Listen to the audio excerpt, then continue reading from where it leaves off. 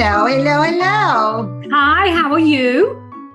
Long time no see. Definitely. Yeah. Yes. So as we were talking earlier before we pressed record, Hmm. um, the farm here is getting more and more calls of alternative therapists that would like to work with the horses. And what I'd like us to talk about today, and what I'd love to pick your brain on, is how does this therapy, and also share my views on it, how does using, because we don't like using that word, or how does including horses in our therapy, coaching, working, figuring ourselves out, whatever we want to call it, how does it affect the horses, if at all? What's your take on it? I think it really depends on how the interaction is managed, both Mhm. for the horses and for the humans, because what I think you have in that situation is a horse, as we know, they're prey animals, they are wired for survival. They are in self-preservation mode all the time. So it is a nervous system built for survival, right? It's an animal that needs to survive and feel safe. And then you're pairing it, well, depending on what sort of therapy you're doing, but often they are paired with an individual that has a system carrying a lot of unresolved experiences, high emotion, it could be small t trauma, big T trauma, however you want to put it. So you're asking this being that has a nervous system that is constantly considering, am I safe, survival mode, etc., with a being that is not safe and asking this being to help this being in that moment. So it's always been, I've always had a bit of a love, I'll be perfectly honest with you, I've always had a bit of a love-hate relationship with equine therapy, facilitated centers, etc. One of my biggest thing is that the horses, well, this is a question, sort of question. Are the horses just being used like a school horse, but mentally and emotionally? Not being ridden in circles 500 times and having lots of different people on their backs in the day. Do you know what I mean? But is that for the facilitator for the facilities that do this day in, day out? Where is the decompression time? Where is the relaxation time? Mhm.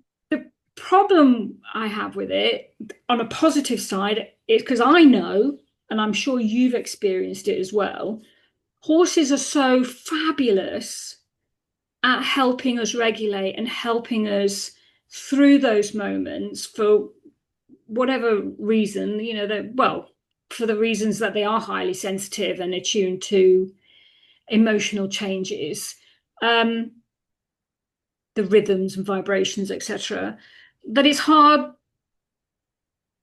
not to do it in a way. And I think even us, or certainly, okay, me, I'm going to talk about me and then you can tell me when I'm feeling a Mhm. bit shitty, I will go out there and they help me through it. So I'm a bit conflicted by it, put it that way. Yeah, yeah. What do you think? So, so I'd love to share my thoughts in a minute, but just to ask you a question you just said. So when do you feel that your horse helps you through your shitty moment means that her, she is absorbing it herself and it affects that horse in that moment? Or just being with your horse is Um, just the horse is being the horse and being with your horse helps you? yeah, no, I don't think so in that moment because, like I said, like what I'm trying to say is, for my love-hate relationship is not about I love that horses help me and help others Mm-hmm. in the moment and to help regulate and to just help us emotionally and put us in, to help us find that sort of place. Where I find it difficult is if they're being used constantly all day, every day to do Yeah. that. Because Okay. then that goes into, I'm not happy at riding schools that do that. Yeah. I'm not, I don't mind, teaching riding and teaching animal welfare and horse welfare and riding lessons, all of that, great. But a riding school or a trail riding establishment that just goes, they're back, right, 10 minutes, next one, they're back, right, next. It's the physical side of the mental, emotional, it's all of that, Yeah. all of the Yeah. above. Yeah, I agree. So my experience with it, I'm usually flabbergasted by by how the horses somehow manage to display a behavior that is every time perfect timing, perfect everything to help the client, let's call the human the client, find an answer for themselves, which is the way, oh dear, my builder is starting to hammer upstairs. Can you hear it? No. Okay. So that's how I like to work with the horses and help them to help me. I don't do the equine facilitating anymore. I did study it, I did work it, I did earn my living doing it. And I was taught very well also that we had to make sure that the horses had downtime and actually give the horses emotional support if they needed. And sometimes those horses I learned with were always getting, crystals and I don't know what, and I don't know what. I mean, alternative therapies that I don't really understand, but I'm going more on the concept that the intention was to support the horses and not use them 1 hour after the other Perfect. after the other. So Perfect. that was the intention. Mm-mm. Okay, so now when I have the times that I've done, it's usually a one-off. So it's something that happens this week and that might not happen the next week and then will happen next month. So it's very one-off. Mm. And every time I have found the horses quite in tune with it. So what I love about the horses being involved in the work, but I want to make sure it doesn't affect them. That's what I wanted to pass by you. So you'll have this person, this human being, I don't know, talking about needing support in their life. Let's use it because that comes up a lot. And then as a coach, you're just facilitating. You're looking at how the horse is behaving in that environment. Always an environment where the horse can get away if it wants to. It doesn't have to be there. It can choose to be there. That's how I do it. So which horse chooses you, or how does it happen? And then I just let the horses do what the horses do because they're feeling whatever it is they're feeling. And you always take it back to the client. Well, how does that resonate with you? Like, for example, one horse is going, making faces and moving the other one. It could be a normal resource holding moment. I want to be near this human. Doesn't mean anything else. But what is this horse representing? And what could this horse be representing? And what could that mean in what you're experiencing that this horse asked this horse to move away?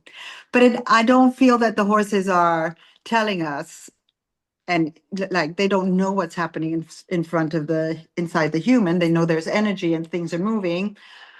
But maybe that illustrated that, yes, somebody wanted to support me and then I didn't let them in. It could be, and that's what it represents. It's always taking it back. So what could that moment, because they were just having an argument over a piece of hay, mean to them?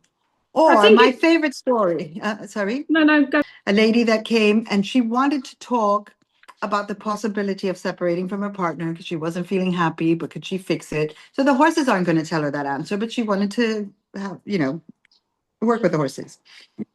And I'll tell you the short version. After our preparation and our grounding, and we went out into the herd and the horse that chose each other, the first thing the horse did was bite off the stone of her engagement ring.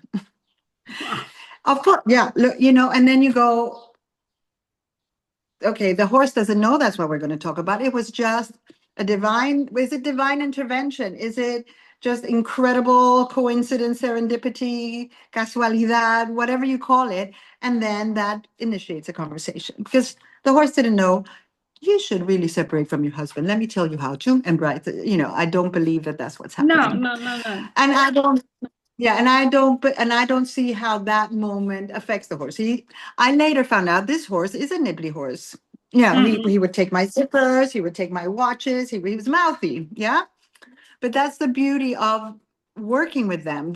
It somehow seems to happen so often. But I don't think that is, yeah, okay, he's a nibbly horse, and that was his way. That's his love language, if you like. That was his Yeah, yeah. his way of communicating. I think they do respond to what is, as in she was thinking all of that as she was going into the space. And it's like a non-verbal, sounds like, and I think this might sound right.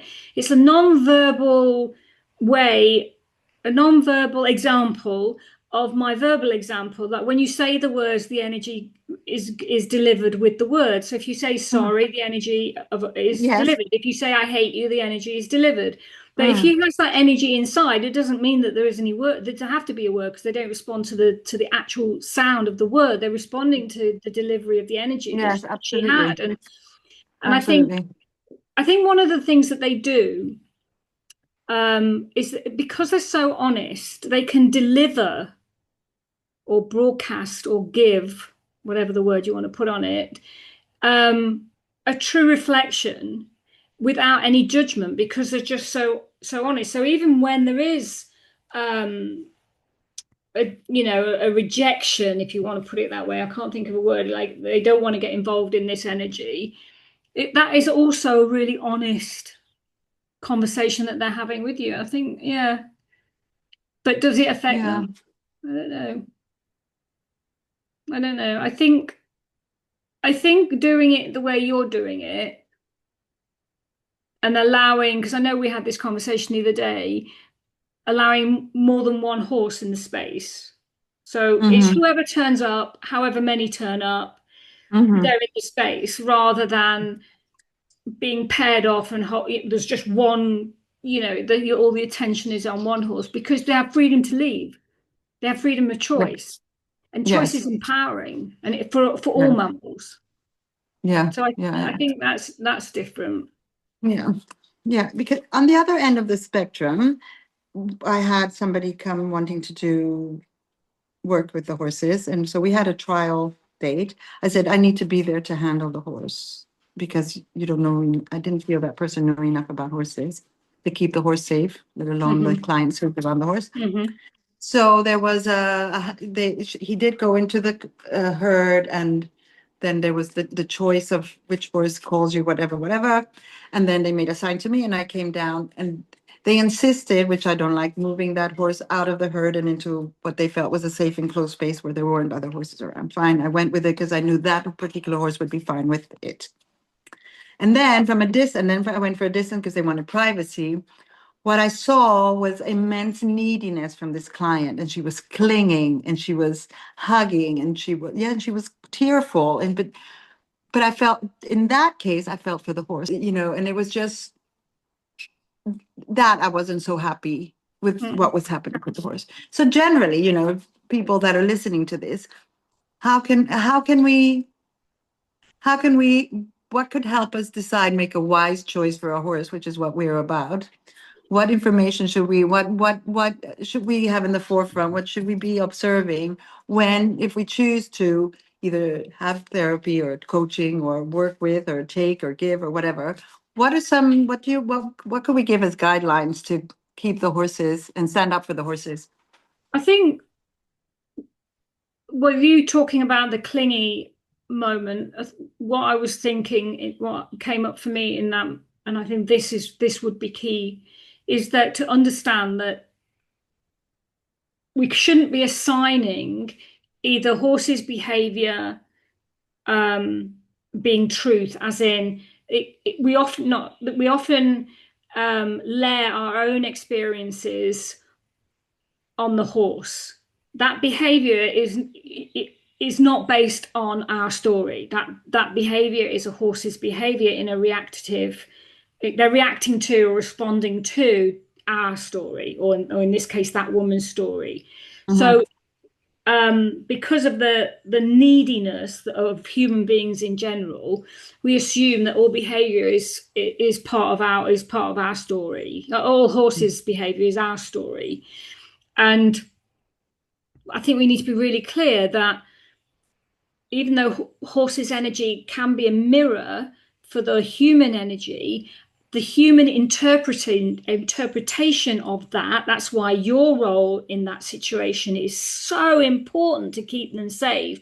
Because if you do not have that foundation, knowledge of horse behavior, the nature of the horse, you're not going to see that, and you're going to assume that is truth, that it's okay.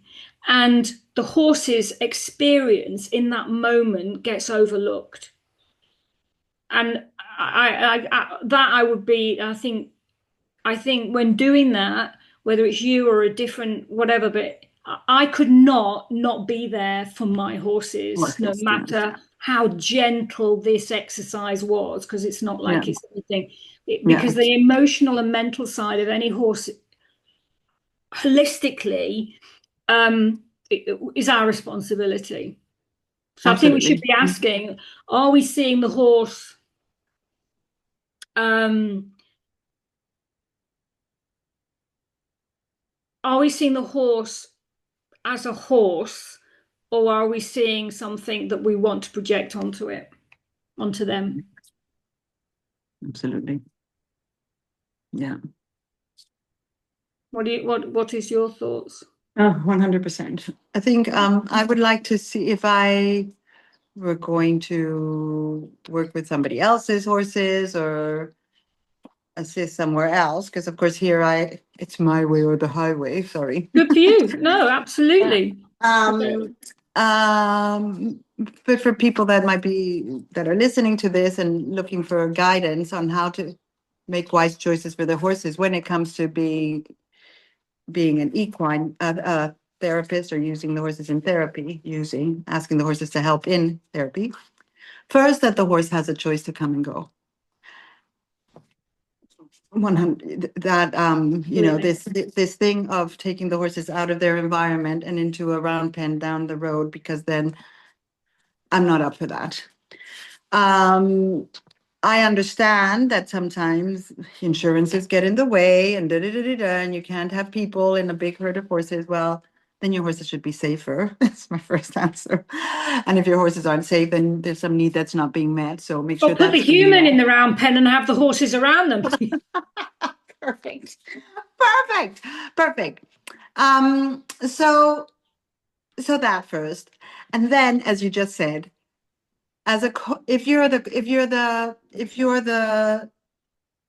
receiver, if you're listening to this and you're the receiver, make sure that the person that's facilitating you, that you have somebody that is well versed in your mental, what you need as a human, your mental thing, how things work for a human being in their head, and that person either is very well versed, as you said, understanding the horse, or that there is somebody there standing up for the horse.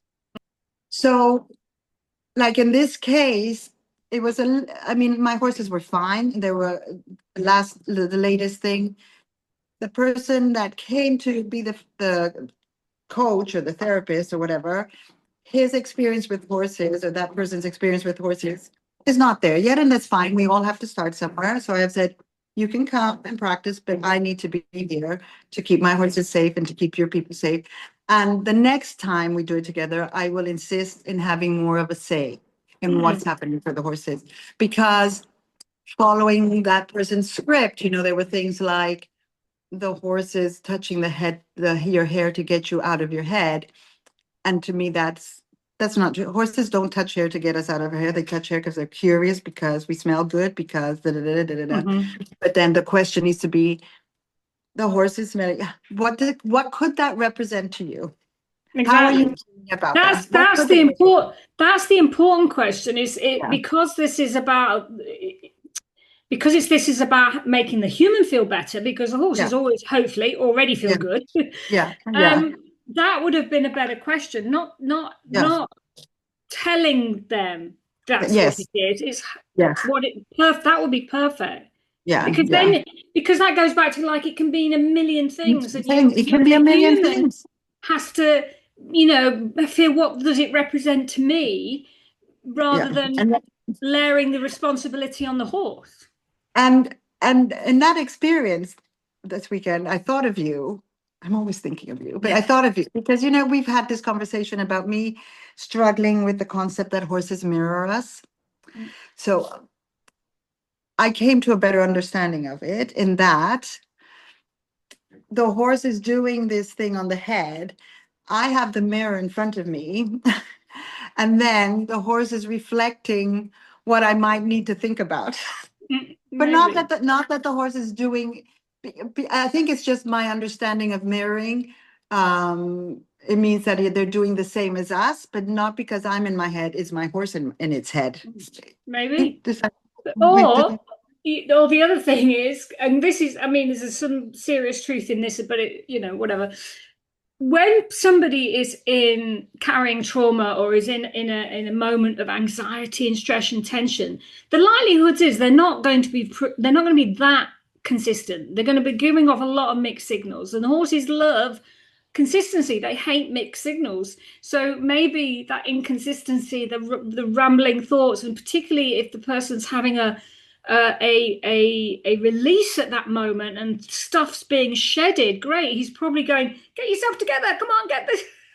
I don't know. No, actually, what he did when they were letting their shit go is he did shit twice in front of her. That's funny because that is a release. Yeah, It could be stress, yeah, that though. yeah, That's yeah, interesting. yeah, That's yeah. super interesting. Yeah, yeah. And then my horses don't eat their feces, but he proceeded to eat it. Oh wow. So that See, I really would have caught been much more interested in understanding. that. Absolutely. So today, the lady I spoke to today is a very, very experienced person in this field. So I told her about this. She said, "Well, the question that you could ask, because what relevance could it have, or how can it represent something that's happening to you? Is it, are you dwelling in your own shit, or do you just need to move on, Yeah. or something like that? You You're know?" stuck. You're constipated. Yeah. Okay, so horses with choice, making sure that the horse's behavior isn't being humanized, just take it for Yeah, what it is. And the good question is, what does it represent to you? How does it resonate for you? What could it exactly. be? What could it mean for you? I Anything think it's, else? horses, yes, can support. They do. They support me in my life, you in your life, and they help us regulate, they help us be better human beings, in my opinion, but they're not responsible for it. That for me is the key. They're not responsible for my happiness. It's just they give me happiness and they allow me to think about and give me the space, etc., etc. Mhm. That goes back to Mhm. when I was a child. The only beings I talked to as a child were horses because they gave me space. Mhm. And I think, Mhm. yeah, as long they can be so amazing that we can't lay the responsibility. Like if I come away feeling bad, it's not their fault. It's just that you're still Yeah. regulating. Yeah. And then the question that still remains for me is how much do they absorb our anxiety, or do they just help us resolve No, I it? Or think they do. I think there's the possibility that they can if Mm, we're not.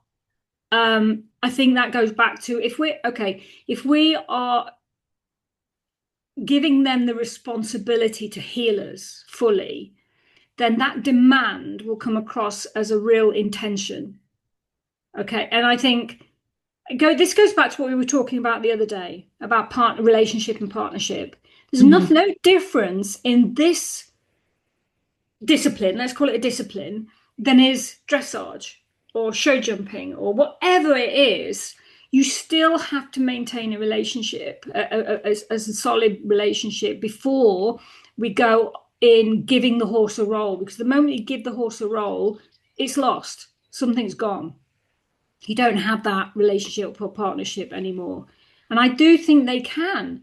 I think if we believe that they read energy, which I do, that they mirror us, which I mhm, do, and that they have that they are they're sensory sensitive, and which they are, of course, when we're not feeling it, if we're in a bad moment, they're going to feel it. And the more you just live in that world, the more that they will feel. That's why I think every now and again, or making sure downtime, and we don't constantly bang on about it's their responsibility, because they're not tools in any form in anything we do. Yeah. I'd like to feel we weren't giving the horses a responsibility, but we were looking to them for answers or ideas, or Well, is that a okay, responsibility? I don't think we can look for, I don't think we're looking for them to give us answers. I No, think not too much. Yeah. we're looking to find the answer in In ourselves. ourselves, absolutely. That's what I mean. But with their behavior, then using that as a starting point. Okay. So for example, at one point a horse smelled a hand and then did some Fleming.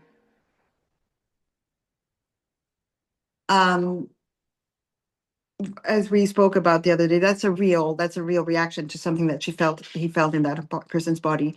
But then explain that to the human that doesn't know anything about horses. When they do that, it means they've perceived a pheromone or a smell that is unusual to them. What could be happening for you in this moment? Da, da, da, da, da. But it didn't make the horse responsible for solving that for her. No, yeah. Then, yeah, like I say, like anything, everything can be good and bad, I think. Yeah. Okay, let's put it in a nutshell. Over to you. Over to you. When you go for a equine assisted coaching, facilitated, whatever it is they call it, because there are different names for it, check how the horses are living and make sure their needs are met too. If you go and you try to do this with a whole bunch of stabled horses that aren't allowed to move or don't have their needs met, I'm not going to go through it. You will be picking up on the horse's anxiety, and maybe they need you to therapy them. Yeah, And so make sure you have. And choice Sorry? for them. And choice for them. Yeah. So first, that the horses in their normal everyday life, their needs are being met, and that during the session that they have choice to be with you or not be with you. Absolutely. And third, don't let anybody try to tell you that the horse knows what you're thinking and is doing something to make you think something else. They're just doing a horse thing, and that will represent or might represent or can help you find what it could represent for you. Perfect. Yes? Perfect. Good. And I think something I'm taking away from today as I'm not a therapist, but as a coach, is make sure that the horses have downtime, which my horses do, but yeah, don't get greedy. Don't get greedy. Just one more. Just one more. Yeah. No, because in a way, I'm not doing. It's more people coming here, so I will make sure to space them out. No, I know you will. I know. Yeah.